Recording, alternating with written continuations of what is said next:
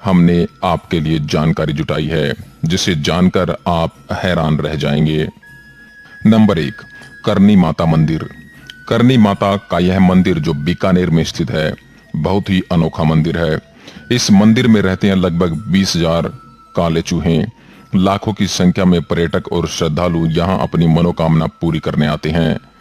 करनी देवी, जिन्हें दुर्गा का अवतार माना जाता है, के मंदिर को चूहों वाला मंदिर भी कहा जाता है। यहाँ चूहों को काबा कहते हैं और इन्हें बाकायदा भोजन कराया जाता है। इनकी सुरक्षा की जाती है। यहाँ इतने चूहे हैं कि आपको पांव घिसट कर चलना पड़ेगा। अगर एक चूहा भी आपके पैर के नीचे आ गया तो अपशकुन माना जाता है। कहा जाता है कि एक चूहा भी आपके पैर के ऊपर से होकर गुजर गया तो आप पर देवी की कृपा हो गई समझो, और यदि आपने सफेद चूहा देख लिया तो आपकी मनोकामना पूर्ण हुई समझो। कन्याकुमारी देवी मंदिर। कन्याकुमारी पॉइंट को इंडिया का सबसे निचला हिस्सा माना जाता है। यहाँ समुद्र तट पर ही कुमारी देवी का मंदिर है। यहाँ माँ पार्वती के कन्या रूप को पूजा जाता है। यह देश में एकमात्र ऐसी जगह है जहाँ मंदिर में प्रवेश करने के लिए पुरुषों को कमर से ऊपर के क्लॉथ्स उतारने होंगे। पौराणिक मान्यताओं के अनुसार इस स्थान पर देवी का विवाह संपन्न न हो पाने के कारण बचे हुए दाल चावल बाद में कंकड़ पत्थर बन गए। कहा जाता है इसलिए ही कन्याकुमारी के बीच या रेत में दाल और चावल के रंग रूप वाले कंकड़ बहुत मिलते हैं। आश्चर्य भरा सवाल तो यह भी है कि ये कंकड़ पत्थर दाल या चावल के आकार जितने ही देखे जा सकते हैं। प्राकृतिक सौंदर्य। यदि आप मंदिर दर्शन को गए हैं तो यहाँ सूर्योदय और सूर्यास्त भी देखें। कन्याकुमारी अपने सनराइज दृश्य के लिए काफी प्रसिद्ध है। सुबह हर विश्रामालय की छत पर टूरिस्टों की भारी भीड़ सूरज की अगवानी के लिए जमा हो जाती है। शाम को अरब सागर में डूबते सूरज को देखना भी यादगार होता है। उत्तर की ओर करीब 2 से 3 किलोमीटर दूर एक सनसेट पॉइंट भी यहाँ है। Number 3, Meru religion spot Kailash पर्वत। हिमालय पर्वत के उच्चतम श्रृंखला में मानसरोवर में यह बहुत पवित्र जगह है। पौराणिक मान्यताओं के अनुसार यहाँ भगवान महादेव स्वयं विराजमान हैं। यह धरती का केंद्र है। दुनिया के सबसे ऊंचे स्थान पर स्थित कैलाश मानसरोवर के पास ही कैलाश और आगे मेरू पर्वत स्थित हैं। यहाँ संपूर्ण क्षेत्र शिव और देवलोक कहा गया है।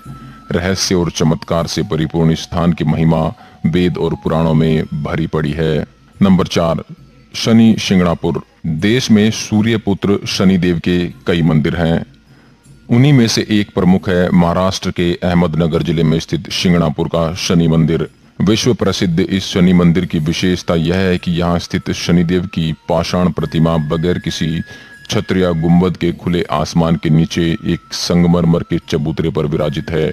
यहाँ शिंगणापुर शहर में भगवान शनि महाराज का खौफ इतना है कि शहर के अधिकांश घरों में खिड़की, दरवाजे और तिजोरी नहीं है। दरवाजों की जगह यदि लगे हैं तो केवल पर्दे। ऐसा इसलिए क्योंकि यहाँ चोरी नहीं होती। कहा जाता है कि जो भी चोरी करता है उसे शनि महाराज सजा स्वयं देते हैं। इसके कई प्रत्यक्ष उदाहरण देखे गए हैं। शनि के प्रकोप से मुक्ति के लिए यहाँ पर विश्व भर से प्रति शनिवार लाखों लोग आते हैं।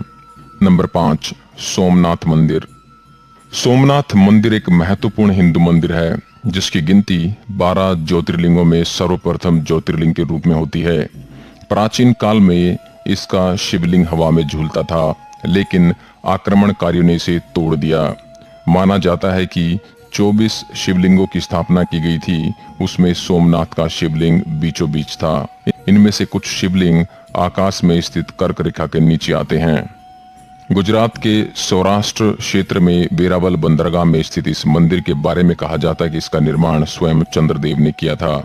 इसका उल्लेख ऋग्वेद में भी मिलता है। इस स्थान को सबसे रहस्यमय माना जाता है। यदुवंशियों के लिए यह प्रमुख स्थान है। इस मंदिर को अब तक 17 बार नष्ट किया गया है और हर बार इसका पुनः निर्माण किया गया है। यहीं भगवान श्री कृष्ण ने देह त्याग किया था। श्री कृष्ण भालू का तीर्थ पर विश्राम कर रहे थे, तब ही शिकारी ने उनके पैर के तलवे में पद्म चिन्ह को हिरण की आंख जानकर धोखे में तीर मारा था।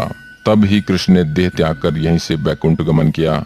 इस स्थान पर भी बड़ा ही सुंदर कृष्ण मंदिर बना हुआ है। नंबर 6, कामाख्या मंदिर। कामाख्या मंदिर को तांत्रिक का गढ़ कहा जाता है। माता के 51 शक्ति पीठों में से एक इस पीठ को सबसे महत्वपूर्ण माना जाता है। यह असम के गुवाहाटी में स्थित है। यहाँ त्रिपुरा सुंदरी, मतांगी और कमला की प्रतिमा मुख्य रूप से स्थापित हैं।